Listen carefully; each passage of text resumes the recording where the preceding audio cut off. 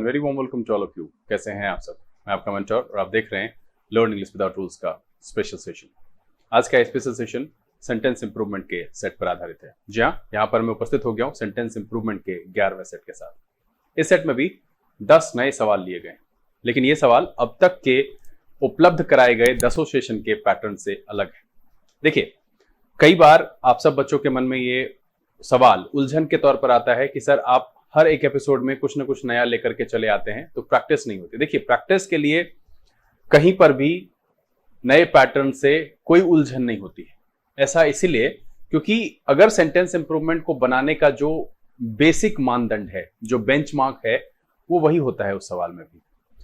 कहीं से भी किसी भी तरह के पैटर्न में बदलाव होने पर जो ग्रामेटिकल नॉर्म्स या जो तरीका उसको बनाने के लिए अपनाया जाता है उसमें कोई बदलाव नहीं होता है। फिर आपके मन की ये दुविधा कि आखिरकार इतने नए पैटर्न्स क्यों, एक पैटर्न पे स्टैटिक क्यों नहीं? देखिए, मैं कोशिश करता हूं कि ज्यादा से ज्यादा जितने पॉसिबल पैटर्न्स हैं जो अब तक पूछे गए हैं, कहीं ना कहीं क्वेश्चन में देखा गया है, वो मैं आपके सामने रखूं, ताकि एग्जामिनेशन हॉल में जब कभी भी उस पैटर्न के सवाल आपके सामने आए तो आप अपना दिमाग उसे सॉल्व करने में लगाएं, ना कि इस तरह चौंक करके समय बर्बाद करने में कि अरे ये क्या था, ये तो मैंने सॉल्व ही नहीं किया, अभी तक पढ़ा ही नहीं, ये सेंटेंस इंप्रूवमेंट का कौन सा नया पैटर्न आ गया। तो यहां पर भी पैटर्न में थोड़ा सा बदलाव है, बट उसका जो सोल्यूशन है, जो सॉल्व करने का तरीका है, वो वही है।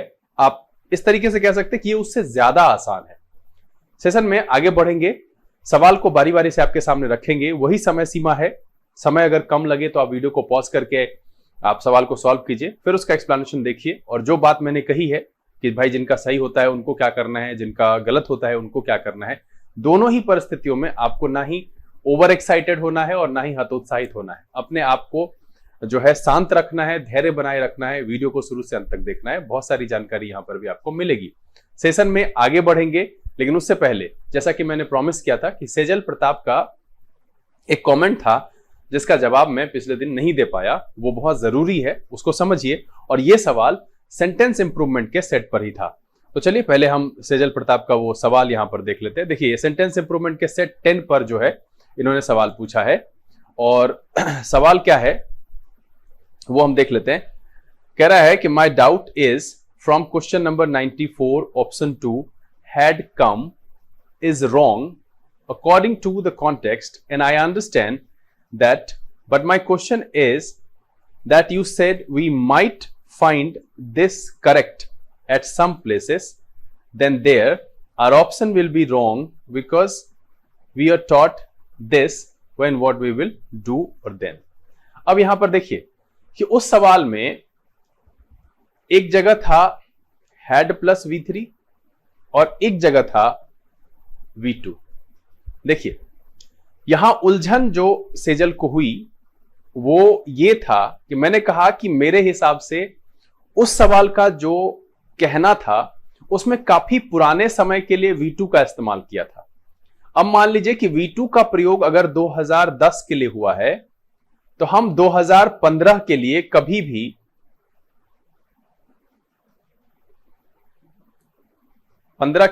भी हैड प्लस V3 का प्रयोग नहीं करेंगे। ये आउट ऑफ द बॉक्स है, बिल्कुल ये कंसेप्ट कहीं से भी मान्य नहीं है और ये गलत हो जाएगा। फिर मैंने ये बात कही वहां पर, यहां V3 होना चाहिए, हैड प्लस V3, V2 नहीं। तो यहां पर जो मैंने बात कही कि कभी कभी ऐसा देखा जाता है कि हैड प्लस V3 को अकेला भी लिखा जाए और उसको सही कर दिया जाए।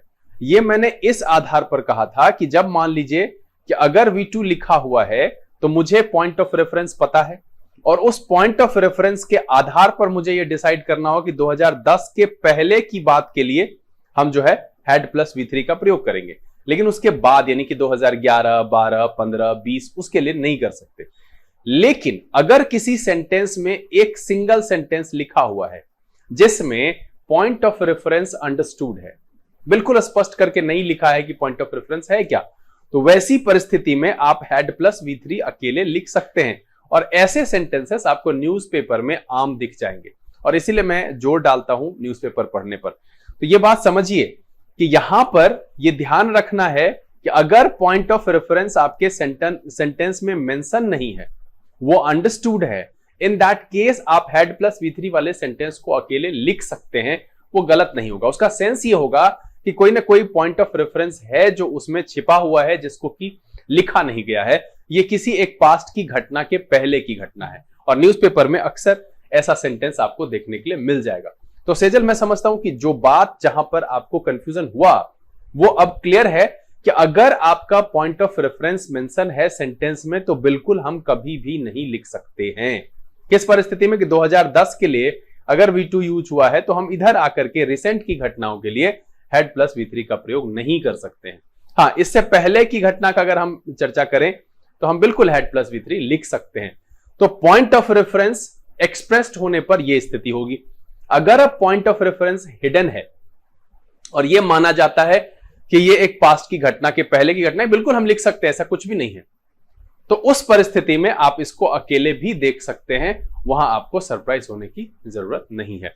उम्मीद करता हूं कि सेजल मैं आपके सवाल का कंप्लीटली आपको संतुष्ट करने वाला आंसर दे पाया।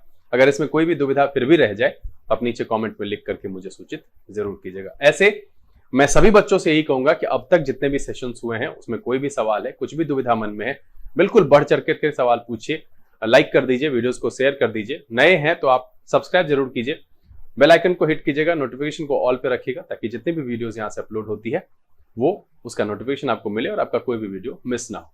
चलिए, ये तो रही कि पुराने कमेंट की बात। अब हम यहां पर सेशन की शुरुआत करेंगे। जल्दी से नोटबुक और पेन लेकर के तैयार हो जाइए। देखते हैं कि आज के इस नए पैटर्न में आखिर कौन सी ऐसी बात है और क्या यह सच में पिछले सभी 10 सेट से आसान है।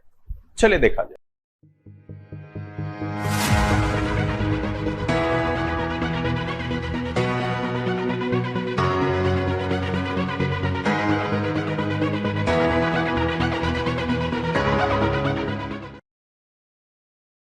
आइए हम आज के सेशन की शुरुआत करते हैं और इस सेट में लाए गए 10 क्वेश्चन को बारी बारी से आपके सामने रखते हैं। जैसा कि पहले से ही बता दिया गया है, वही समय सीमा है, उसी तरीके से आपको इसको सॉल्व करना है।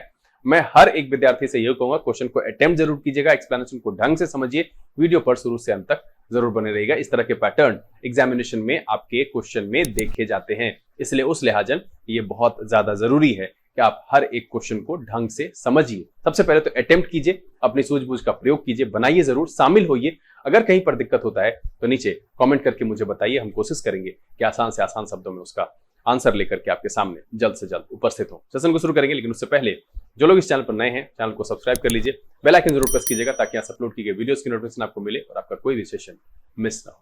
आज के सेशन का जो पहला सवाल है वो आपके सामने है।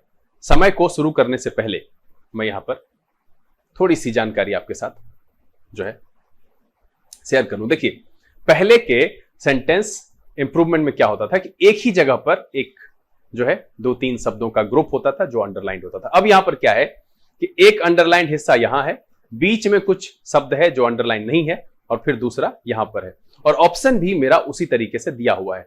बस मुझे इसी ऑप्शन को देखना है कि पहले वाले अंडरलाइन के लिए जो पहले हिस्से में दिया हुआ है डैश के दोनों तरफ जो फिल इन द ब्लैंक्स वाला चिन्ह है, वो उन शब्दों के लिए है जो यहां पर है। ये देखिए, ये जो शब्द है ना, due impact on them and दे, इसके बाद जो है क्या होना चाहिए, उसके लिए ये have changed, will be changed और चेंज्ड है। बाकी जो ऑप्शन का चुनाव करना है, इसी चॉइस में से पहला है, दूसरा है, तीसरा है, पहला और तीसरा है, ये चुनाव आपको करना है। तो सेम वही रहने वाला है, बस थोड़ा सा जो है यहां पर डिफिकल्टी लेवल ऊपर हो गया, एक जगह की जगह 2 जगह रिप्लेस करने होंगे। तो चलिए सवाल को आप अटेम्प्ट कीजिए, आपका समय शुरू होता है अब।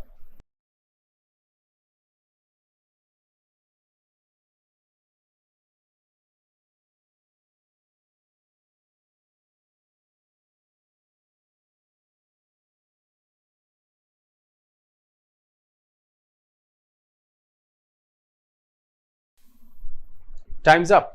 देखिए क्या कह रहा है, a firm determination had due impact on them and they will be changed. अब देखिए, यहां हैड लगा हुआ है और यहां विल बी चेंज्ड, ये मुश्किल है, ये आप नहीं प्रयोग कर सकते, ठीक है।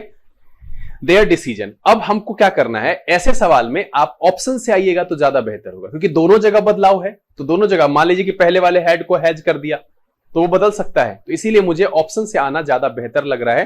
तो ऐसे सवाल में आप ऑप्शन को प्रायोरिटी दीजिएगा। देखिए, अब यहां पर क्या है, एम्फेसाइज्ड, ये क्या है, V2 है। इसके साथ भी क्या होगा कि विल नहीं यूज होगा, तो ये मेरा ऑप्शन यहां से एलिमिनेट हो गया। अब यहां देखिए हैविंग है, हैविंग के बाद आपको पता है कि पास्ट पार्टिसिपल का प्रयोग करते हैं, है ना, पास्ट पार्टिसिपल का प्रयोग करते हैं, having eaten, having finished, having done. तो बिल्कुल ये भी ऑप्शन नहीं होगा, क्यों? क्योंकि यहां पर ऐसा कुछ नहीं है, ड्यू इंपैक्ट ऑन देम। अब यहां पर है हैड और यहां है चेंज्ड। बिल्कुल ये जो मैंने कहा कि विल यहां पर जो है वो नहीं होना चाहिए, साथ में ये मेरा सब्जेक्ट है, they had change their decision. Will be change जो है फिर से ये पैसिव पैटर्न हो जाएगा। समझिए इस बात को कि विल बी लगाने का मतलब है कि जो बी मेरा बी प्लस पास्ट पार्टिसिपल है, ये मेरा पैसिव का पैटर्न होता है। बी प्लस पास्ट पार्टिसिपल जो है ये एक्चुअली पैसिव में प्रयोग किया जाता है, और इस तरीके से यहां पर चूंकि ये मेरा डोअर है, सब्जेक्ट है, तो ये वाला पैटर्न अप्लाई नहीं होगा। तो देखिए हैविंग वाला भी नहीं होगा, एम्फेसाइज्ड वाला भी नहीं होगा, ये हो सकता था, बट यहां पर क्या है, विल बी का इस्तेमाल हुआ है। तो ये जो दोनों है यहां तो हम लिख दें, लेकिन फिर इस दूसरे वाले फिलर में विल बी चेंज नहीं होगा क्योंकि V2 लगा हुआ है। तो इसीलिए मेरा जो तीसरा नंबर ऑप्शन है वो बिल्कुल सही है, और इसका जो आंसर हो जाएगा वो हो जाएगा आंसर नंबर सी। तो देखिए ग्रामेटिकल नॉर्म्स की जानकारी है वो बेहतर है, उसकी मदद से आप सॉल्व कीजिए।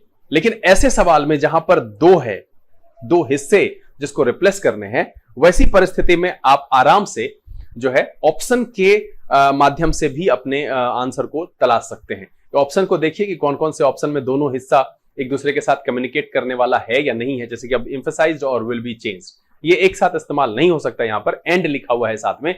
तो अगर हम वहां एम्फसाइज लिख भी दें तो यहां पर विल बी चेंज नहीं होना चाहिए। साथ में विल बी इसलिए भी नहीं होगा क्योंकि भैया दे मेरा डोअर है और ये एक्टिव पैटर्न है, और बी प्लस पास्ट पार्टिसिपल जो है ये पैसिव का पैटर्न है, और ये इतनी बार मैं बताया हूं, मुझे नहीं लगता है कि इसमें आपको अब परेशानी होनी चाहिए। वैसे बच्चे जो इस चैनल पर नए हैं, तो सबसे पहले तो आपका ये दायित्व बनता है कि चैनल को सब्सक्राइब कर लीजिए, बेल आइकन प्रेस कीजिएगा, नोटिफिकेशन को ऑल पे रखिएगा, और हाँ 50 लाइक्स, अभी भी वो जो बात मैंने आपसे कही है आपने अभी तक उसे पूरा नहीं किया है, आप कोशिश करें कि इसे ज्यादा से ज्यादा शेयर करें और लाइक कर दें। बहुत सारे ऐसे बच्चे हैं, मैं देखता हूं कि आते हैं, व्यूज दिखता है बहुत सारा, बट लाइक उसके मामले में कम है। भाई लाइक करने में क्या जाता है, 1 सेकंड का समय लगेगा, नीचे जो वो निशान है आप उस पर क्लिक कर देंगे, ये मेरे लिए बहुत बड़े प्रोत्साहन का काम करेगा।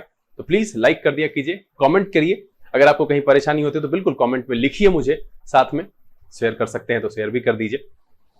चलिए, तो मैं समझता हूं कि इस सवाल को आप समझ गए होंगे आसानी से, भाई इसमें कोई भी दिक्कत नहीं है। कैसे बनाना है, ऑप्शन के माध्यम से आएंगे तो हम आसानी से इसको सॉल्व कर पाएंगे। ठीक है, ग्रामेटिकल नॉर्म्स की जानकारी आपको सीधे सीधे समझ में आ रहा है तो ठीक है। चूंकि यहां पर देख रहे हैं ये आइदर और वाला जो ऑप्शन है ना, कि या तो ये भी फिट हो सकता है, ये भी फिट हो सकता है, पहला भी और तीसरा भी, मतलब पहले को भी लगाएंगे तो मीनिंग आएगा, तीसरे को भी लगाएंगे मीनिंग आएगा। तो इस तरह के सवाल में क्या होगा कि दोनों ऑप्शन मुझे देख करके फिट करना होगा। तो मैं यहां पर यही कहूंगा कि इस तरह के सवाल को आप ऑप्शन के माध्यम से बनाइए। अगला सवाल अटेम्प्ट करके देखिए। चलिए, आपका समय शुरू होता है अब।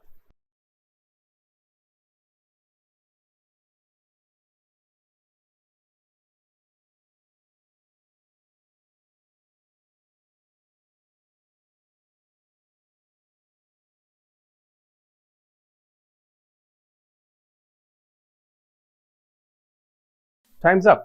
देखिए, एक तो यहां पर पहला हिस्सा है, deep breathing exercises are found to be of extreme helpful, नहीं एक्सट्रीम हेल्प, यहां पर ये नहीं तो एक्सट्रीमली हेल्पफुल ये होना चाहिए to patients suffering from high blood pressure. तो क्या कह रहा है कि found to be of extreme help, extremely helpful ये होना चाहिए, एक्सट्रीमली हेल्पफुल या तो यह होना चाहिए या नहीं तो एक्सट्रीम हेल्प होना चाहिए। ठीक है, तो क्या कह रहा है कि डीपली ब्रीदिंग नहीं, डीप ब्रीदिंग एक्सरसाइजेस, ये बिल्कुल ये डीपली लिखना गलत है। तो पहला वाला जो है यहां पर ये हिस्सा गलत हो गया कि डीप ब्रीदिंग एक्सरसाइजेस होना चाहिए, डीपली यहां पर गलत है।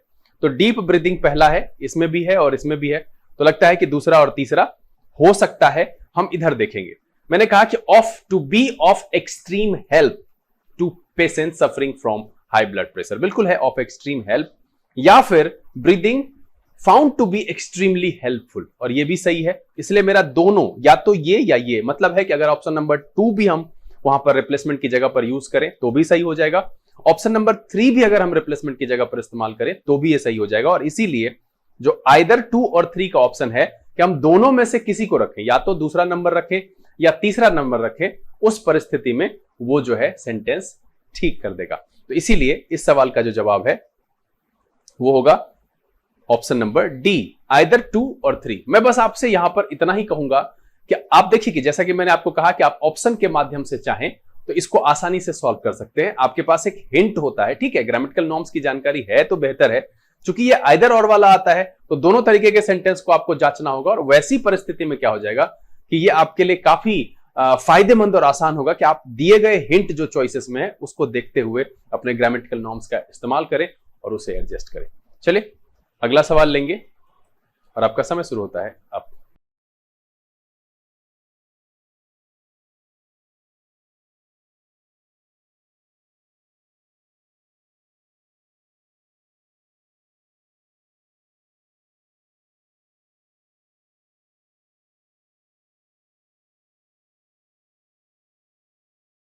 Times up.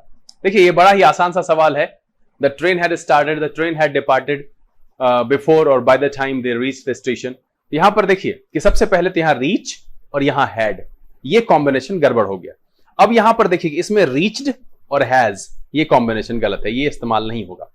क्यों? कि अगर आप एक तरफ रीच लगा रहे हैं तो भाई उससे पहले ट्रेन जो है गई है, तो यहां पर क्या होना चाहिए, हैड प्लस V3 होना चाहिए। ठीक है, तो डिपार्टेड यहां पर लिखा हुआ है, दैट मीन्स कि यहां पर हैड का प्रयोग होना चाहिए, और वो ऑप्शन नंबर 3 में दिख रहा है। अब 2 क्यों गलत है? क्योंकि यहां पर देखिए कि यहां V1 दिख रहा है और यहां पर दिख रहा है ये हैड, ये कॉम्बिनेशन भी गलत हो गया। तो मैंने जो कहा कि अगर आप ऑप्शन की मदद से आते हैं इस तरह के सवाल में, ये जो पैटर्न है सेंटेंस, वैसे सेंटेंस इंप्रूवमेंट में आप हर जगह पर सिंगल वाला भी है, अगर एक रिप्लेसमेंट है, एक जो शब्दों का ग्रुप है, जो ग्रुप ऑफ वर्ड्स है वो हाईलाइटेड किया हुआ, तो आप चॉइसेस के हिसाब से आकर के ग्रामेटिकल नॉर्म्स की वहां पर जांच कर सकते हैं, कौन सा वाला है कौन सा वाला नहीं है। ये ज्यादा आसान होगा और एग्जामिनेशन में आप तेजी से सॉल्व कर पाएंगे। तो इसीलिए तीसरा वाला है कि bye the time they reached the station the train had departed, ये बिन का प्रयोग नहीं होगा। तो इसीलिए जिसका ऑप्शन है वो है सी, और आंसर क्या हो गया, सी।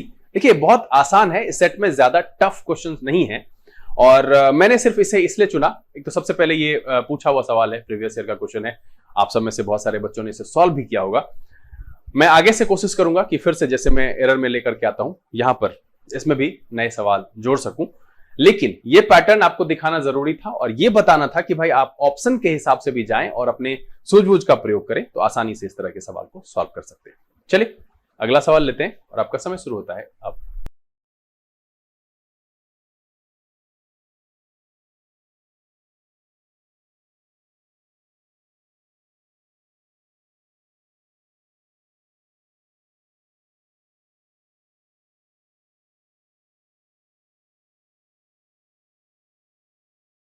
Times up.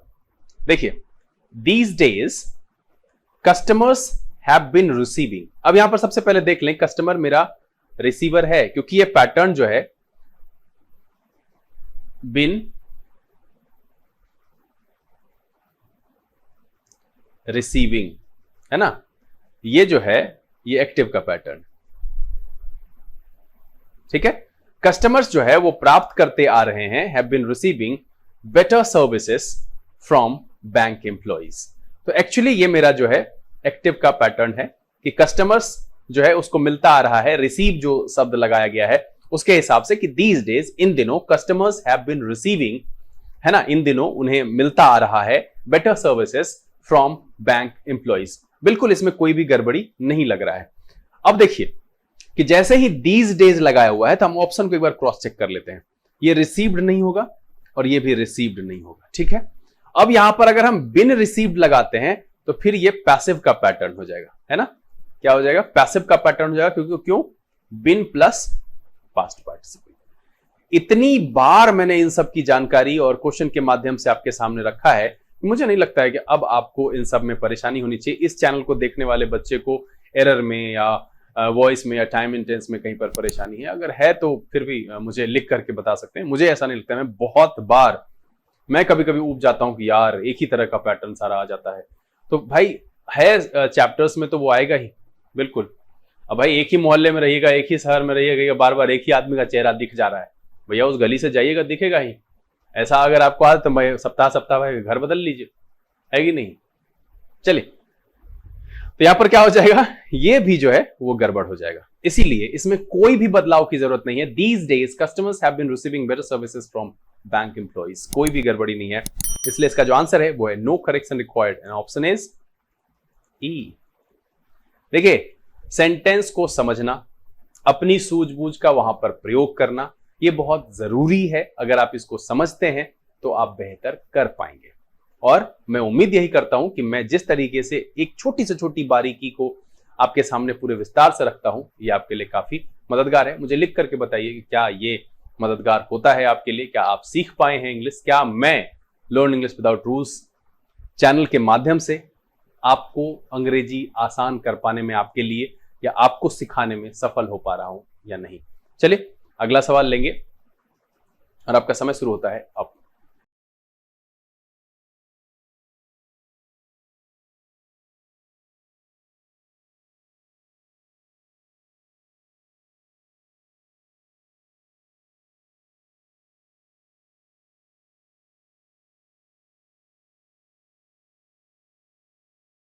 Times up. अब देखिए, कह रहा है कि it was heartening news that you narrowly escape being run over. Run over का मतलब होता है कुचलना, है ना, कुचला जाना, by a speeding car yesterday. तो येस्टरडे लगा हुआ है, तो सबसे पहले देखिए नैरोली स्केप्ड, बिल्कुल बहुत कम जो है अंतर से बचना। It was heartening news that you narrowly escape being run over, तो रन ओवर का मतलब कुचलना होता है। यहां पर भी रन ओवर इस्तेमाल किया गया। ये दूसरा वाला हिस्सा तो होगा नहीं, रन अक्रॉस बिल्कुल नहीं होगा। नैरोड डाउन यहां पर लिखने की कोई जरूरत ही नहीं है। नैरोली स्केप्ड बिल्कुल सही है बच पाने के सेंस में। नैरोड है, नैरोड स्केप्ड वो बिल्कुल नहीं होगा, ये भी नहीं होगा। तो मतलब है कि मेरा तीनों का तीनों ऑप्शन जो है वो खत्म हो गया। ये वाला जो है बीइंग के बाद फिर रनिंग हम इस्तेमाल नहीं करेंगे, है ना। बीइंग के बाद जब हम बीइंग यूज करते हैं तो उसके बाद क्या यूज करते हैं, पास्ट पार्टिसिपल यूज करते हैं। तो बिल्कुल यहां पर अगर आपको ये नहीं समझ में आ रहा है कि भाई ये क्यों हमने एलिमिनेट किया, तो आपको ये बिल्कुल समझ में आएगा कि भाई इसके साथ हमें पास्ट पार्टिसिपल का इस्तेमाल करना चाहिए, जो कि यहां पर किया गया है, बीइंग रन ओवर। यहां रनिंग ओवर का इस्तेमाल गलत है। तो इस तरीके से मेरा तीनों ऑप्शन जो दिया हुआ यहां पर चॉइस में ये गलत हो गया। और इसका ये मतलब है कि जो सेंटेंस है कि it was heartening news that you narrowly escaped being run over by speeding car yesterday, इसमें कोई भी गलती नहीं है। और आंसर जो है वो है नो करेक्शन रिक्वायर्ड। इसीलिए जो इसका ऑप्शन हो जाएगा वो हो जाएगा ई। चलिए अगला सवाल लेंगे और आपका समय शुरू होता है अब।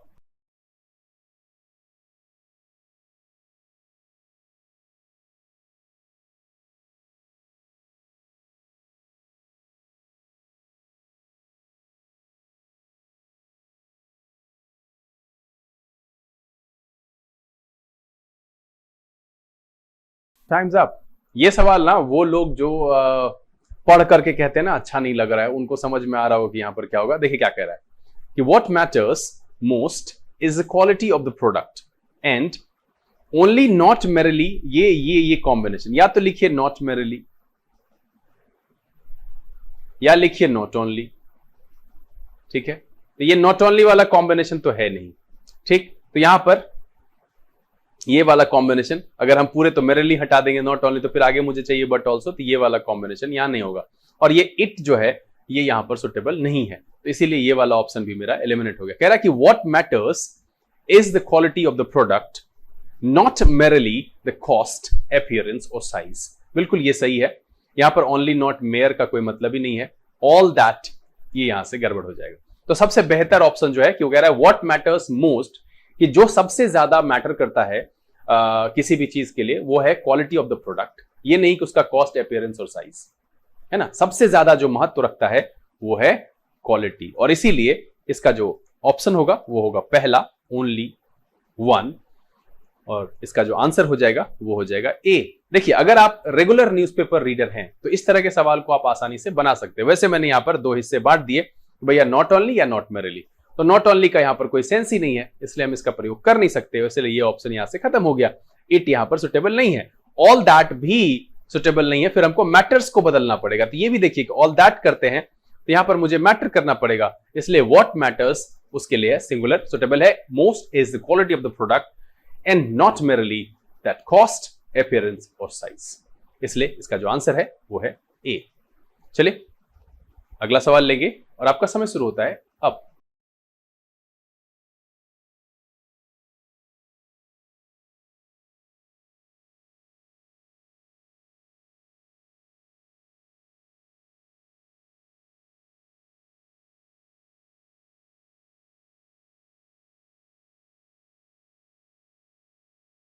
Times up. देखिए क्या कह रहा है, your investment adviser should be concern about the security of an high return on your investment rather than his benefit, है ना। अब यहां पर देखिए कि रादर के साथ देन, और ये तीनों जो है ये गड़बड़ है, ये नहीं होगा। तो मेरा यहीं पर देख करके खत्म हो गया, और साथ में बी के बाद कंसर्न, हैव के बाद कंसर्न और हैविंग के बाद कंसर्न, ये भी गलत है। बी कंसर्न्ड, हैव कंसर्न्ड और हैविंग कंसर्न्ड, ये तीनों के साथ वर्ब का थर्ड फॉर्म, पास्ट पार्टिसिपल का प्रयोग, मेरा तीनों ऑप्शन गलत है, बिल्कुल गलत है। और रैदर के साथ then, not for, not with, not over, इसमें से कोई भी इस्तेमाल नहीं होगा, रैदर देन। तो बिल्कुल यहां पर जो है, आप देखिए ऑप्शन को हम देखने आसानी से जो है मेरा ये समझ में आ गया कि भैया ये वाला हिस्सा तीनों का तीनों जो है चॉइस में गड़बड़ है, इसलिए ये इस्तेमाल नहीं होगा। और इधर भी देखिए कि शुड बी कंसर्न लिखा हुआ है, शुड हैव कंसर्न लिखा हुआ है, शुड बी हैविंग, ऐसा कैसे भाई, सब जगह पे होना चाहिए बी कंसर्न, हैव कंसर्न, और सबसे बड़ी बात जो है ये रैदर देन। इसीलिए इस सवाल का भी जवाब है no correction required in the option is E. तो आंसर क्या हो गया इसका, ई। देखिए ये सेट आसान लग रहा होगा आपको, आप मुझे लिख करके जरूर बताइएगा कि आपने कितने अंक इसमें प्राप्त किए। बिल्कुल बहुत सारे लोगों को शर्म आती है, वो अपना अंक नहीं लिखते हैं। अरे भाई यहां पर शर्मिंदगी महसूस करने वाली बात ही नहीं है। अगर आप इतने ज्ञानी होते तो फिर एक ही बार में ना एसबीआई के भाई पीओ बन जाते, है कि नहीं, आरबीआई गवर्नर बन जाते। क्या जरूरत थी क्लास करने की और पढ़ने की। देखिए ये शर्म लिहाज ना, ये मूर्खों का गहना है। और मैं यहां पर ये नहीं कह रहा हूं, और ढीठ हो जाना भी उदंड का गहना है। एक जो साम्य होता है, जो स्टूडेंट है तो भाई पूछेंगे, जिज्ञासा नहीं है तो आप विद्यार्थी नहीं है। जिज्ञासा होना बहुत जरूरी है। और वैसे भी आप देखिए कि सीखने की रफ्तार किसमें सबसे ज्यादा होती है, बच्चों में। क्यों? क्योंकि 10 बार एक ही चीज को पूछता है, जिस चीज को मां से पूछता है जवाब मिल जाता है, फिर पिताजी से पूछता है, मामा से पूछता है, भाई से पूछता है, चाचा, जो मिल जाए, मामा वो क्या है, डैडी वो क्या है, भैया वो क्या है, और उसको बार बार उसका जवाब मिलता है और उसे वो याद रहता है। लेकिन हम जब बड़े होते हैं ना, होशियार हो जाते हैं, पूछना बंद कर देते हैं, और ये सबसे गलत बात है। अगर आपको एक्चुअली सीखना है तो क्वेश्चन करना शुरू कीजिए। जितने सवाल पूछेंगे उतने तरह के आंसर मिलेंगे, और उतनी बार मिलेंगे, तो आपका ज्ञान जो है ना वो पुख्ता होता चला जाएगा, और फिर आपको सफल होने से कोई नहीं रोक पाएगा। इसलिए पूछने की प्रक्रिया जारी रखिए। चलिए अगला सवाल लेते हैं, और आपका समय शुरू होता है अब।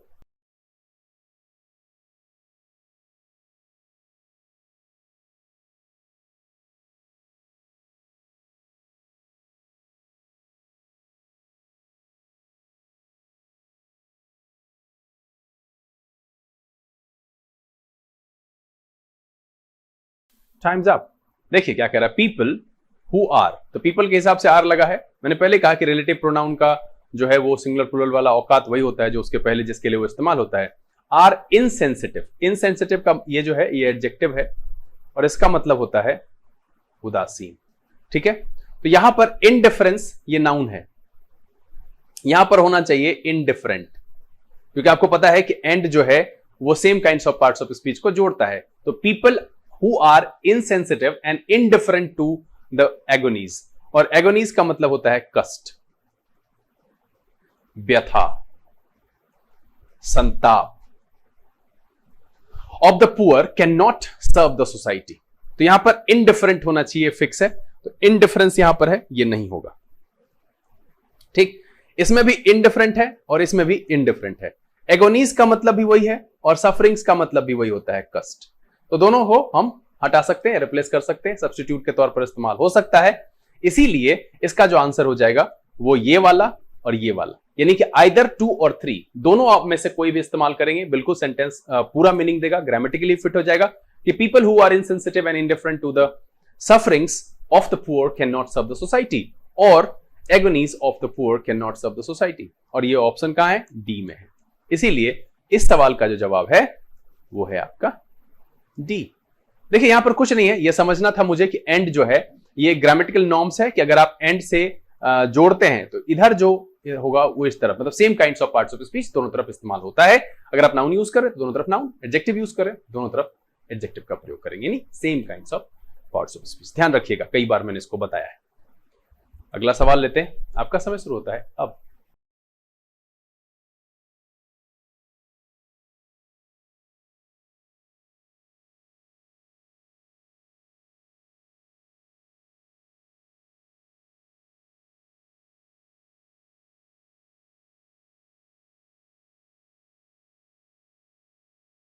Times up. कह रहा है getting carry away by slightest provocation. Provocation मतलब होता है चिढ़ाने से, छेड़छाड़ से, चिढ़ाना, उकसाव, छेड़छाड़, ठीक है। और ये जो कैरी अवे है इसका मतलब होता है उत्तेजित होना। क्या होता है? उत्तेजित होना। अब कह रहा है getting carry away by slightest provocation is a sign of immaturity. तो इमेच्योरिटी ठीक है कि मतलब किसी को भी थोड़ा सा चिढ़ा दें, उससे वो चिढ़ जाए। यहां पर जो है ना ये नहीं लिखना पड़ेगा, लिखना पड़ेगा कैरिड अवे, ठीक है। Getting carried away by slightest, है ना, बाय स्लाइटेस्ट प्रोवोकेशन। तो यहां पर मुझे कैरी अवे नहीं लिखना है, कैरी अवे जहां पर है वो गलत है। यहां पर देखिए गेट लगा हुआ है वो भी गलत है, गेट लगा हुआ वो भी गलत है। यहां पर जो है getting carried away by slightest provocation is a sign of immaturity. मतलब है कि अगर थोड़ा सा किसी को चिढ़ा दिया जाए और वो चिढ़ जाए, उत्तेजित हो जाए, तो ये इमेच्योरिटी का लक्षण है ना। Provocation is a sign of immaturity.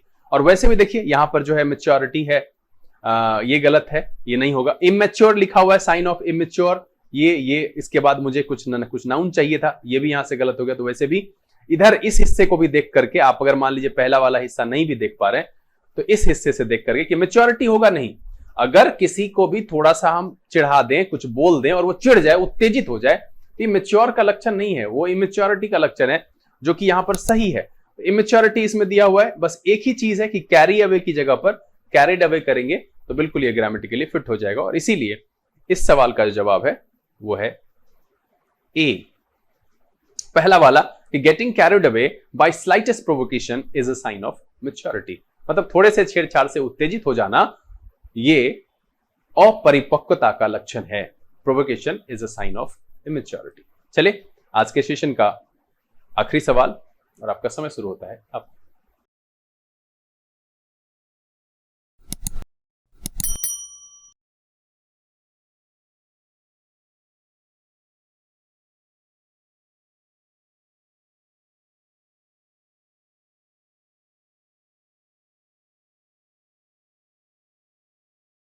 Times up. अब देखिए यहां पर जो है ना ये अंडरलाइन हिस्सा में आएगा, ठीक है। Our employees are so careful in their work that none has been so far found any error in their work. अब देखिए यहां पर बिन नहीं होना चाहिए, none has so far found, ठीक है। अब इसके साथ हम हैव का प्रयोग नहीं कर सकते। यहां पर देखिए किया हुआ है और यहां पर देखिए किया हुआ है, गलत है, ठीक। सो एफिशिएंट कर सकते हैं, वेरी केयरफुल, उससे वो ज्यादा अच्छा मीनिंग नहीं देगा। और इस हिस्से को ही देख लीजिए, यहां पर गड़बड़ी है। तो उस लिहाजन जो है पहला वाला ऑप्शन खत्म हो गया, दूसरा वाला, ये तीसरा वाला ऑप्शन ये भी खत्म हो गया। तो होना चाहिए कि our employees are so careful in their work that none has so far found any error in their work. मतलब कोई नहीं ढूंढ सका है, या मतलब कोई नहीं ढूंढा है अब तक कोई गलती उसमें। हिंदी एग्जैक्टली उस सेंस पर लाना बहुत मुश्किल होता है। आप सब सेंस समझिए कि वो इतने केयरफुल हैं, employees are so careful in their work कि अभी तक उसमें कोई भी गलती नहीं हुई है।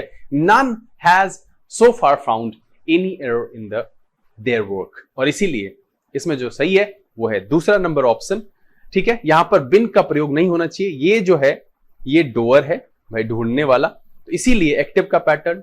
और इसका जो आंसर हो गया वो हो गया बी, ओनली 2। उम्मीद करता हूं कि आज का ये सेशन काफी रोचक रहा होगा और ये जो ऑप्शन के माध्यम से सेंटेंस इंप्रूवमेंट को सॉल्व करने का तरीका है ग्रामेटिकल नॉर्म्स को मिलाते हुए, ये आपके लिए काफी मददगार साबित रहा होगा। आप इस सेट में अच्छे अंक प्राप्त किए होंगे। उम्मीद करता हूं कि आप सब ने इस सेट को एंजॉय किया होगा। आप अपने अंक नीचे लिख करके मुझे सूचित जरूर करें। उम्मीद तो ये भी है कि ये वीडियो आपको काफी पसंद आया होगा। अगर ये वीडियो आपको अच्छा लगा आप इसे लाइक कर दें। अगर आपने चैनल सब्सक्राइब नहीं किया है प्लीज सब्सक्राइब कर लीजिए, बेल आइकन जरूर प्रेस कीजिएगा ताकि यहाँ से अपलोड की गई वीडियोस की नोटिफिकेशन आपको मिले और आपका कोई भी सेशन मिस ना हो। जो लोग यहाँ पर पहले जुड़े हुए हैं वो इसे ज्यादा से ज्यादा सोशल नेटवर्किंग साइट पर शेयर करें। पढ़ें, पढ़ाएं, खुश रहें, मस्त रहें। मैंने पहले ही कहा है कि परीक्षा की घड़ी आ चुकी है, 2 या 3 दिन बचा है। जिन लोगों ने एसबीआई के लिए, क्लर्क के लिए फॉर्म फिलअप किया था, उनकी प्रिलिमिनरी एग्जामिनेशन की तारीख आ चुकी है। तो धैर्य बनाए रखिए, प्रैक्टिस जारी रखिए, मन को शांत रखिए, बिल्कुल आप सफल होंगे। अपनी पढ़ाई जारी रखिए। समय है यहां से विदा लेने का। अगले दिन फिर एक रोचक एपिसोड के साथ बहुत जल्द आपके सामने उपस्थित होंगे। तब तक के लिए लर्न इंग्लिश विदाउट रूल्स के सेशन से this is BK Singh signing off. Keep reading, keep practicing. Thank you, God bless you.